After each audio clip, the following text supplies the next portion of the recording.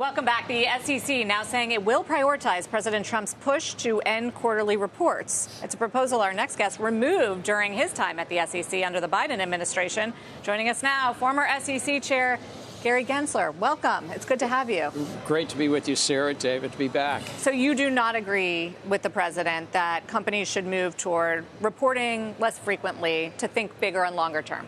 Look, he's had this position since 2018. He's been clear, and the SEC under Paul Atkins is going to take it up, as you say. I think if the investor base, the buy side, want to keep this, they have to speak up.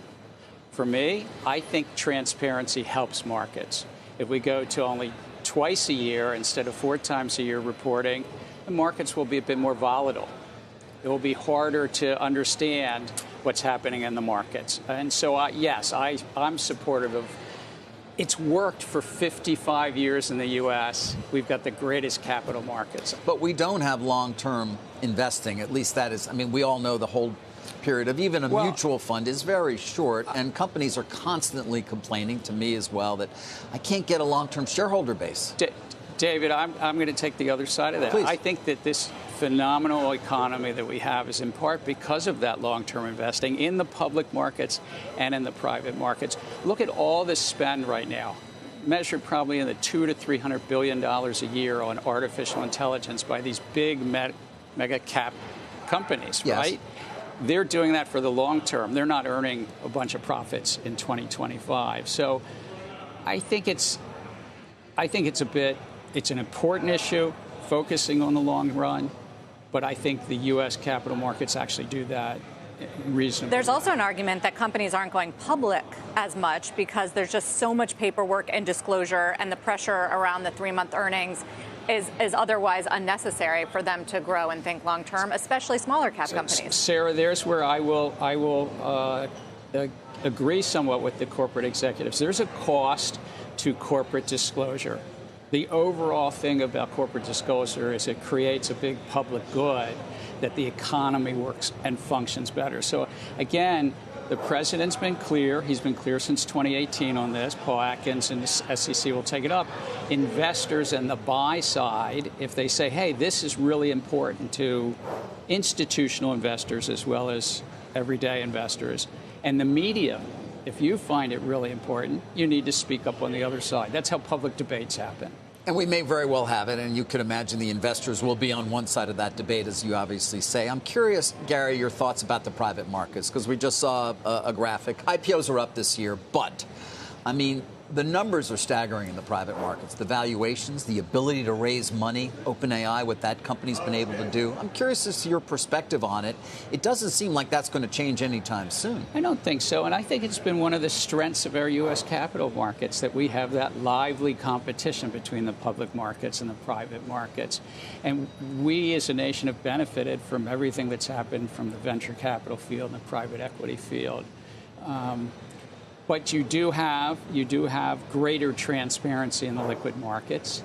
And thank God there are still the liquid markets at $60 to $70 trillion in the U.S. I would note our capital markets, our liquid equity markets, are 4 times bigger than all of Europe. So I'm not sure we have one why company we whose want market, to adopt we have one there. company whose market cap is larger than every market, basically, other than, I think, Japan. That would be NVIDIA. And China. So, but you're absolutely right. NVIDIA is larger than the entire London Stock Exchange. But does that concern you at all, that 10 stocks, let's call it, represent 40% of the S&P? Look, the concentration is high.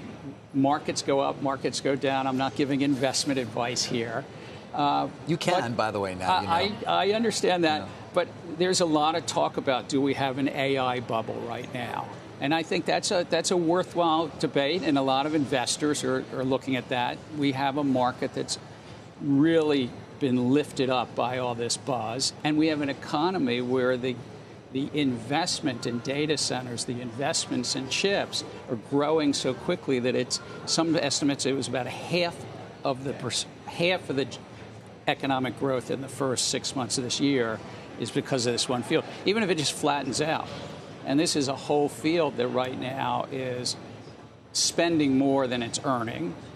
Back to my point that we do long-term invest even in the big liquid markets.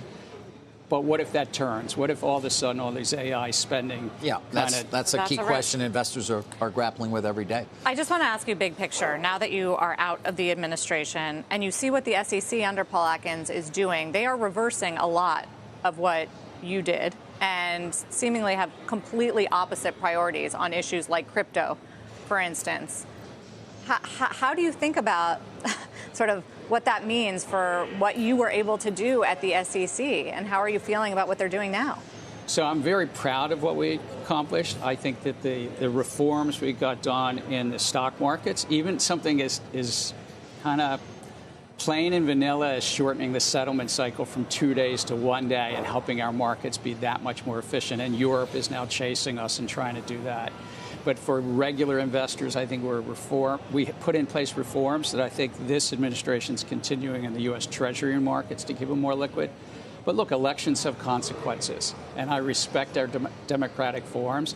And naturally, Chair Atkins is going to take a different approach than his predecessor, and his successor may take a different approach. And the crypto community is ecstatic not to have you there anymore, and to have him there right now. What you did around securities and enforcement actions, and looking back on it, I mean, do you think that was the right call?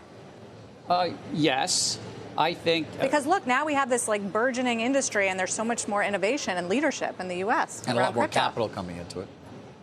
There may be more capital. In terms of the interest in the public is interested.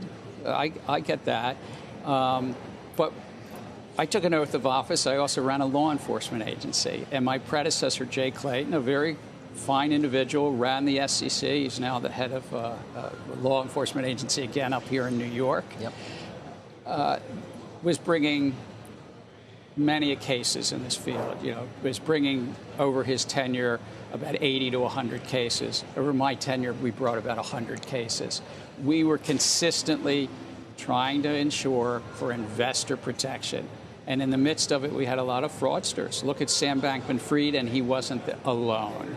And so investor protection. So when I look at the field that trades mostly on momentum, mostly on, frankly, hype for investors. You think this is dangerous, what they're doing? I think that for investors, everyday investors, the 5 to 10% of Americans who invest in crypto, and it's hard to get the real, but that it's a highly speculative, very risky asset. And in most of these tokens, put aside Bitcoin, but most of the other tokens are not tied to any fundamentals. And there's 5,000 or 10,000 of these tokens. So usually over time, you find new equilibriums. Like Warren Buffett would say, what are the goods? What are the revenues? What are they selling? And so forth. Well, we certainly appreciate you joining us on all of these topics, and hope you'll come back. Thank you, now Sarah. That you're at MIT. Thank you, David. Gary Gensler, the former chair of the SEC.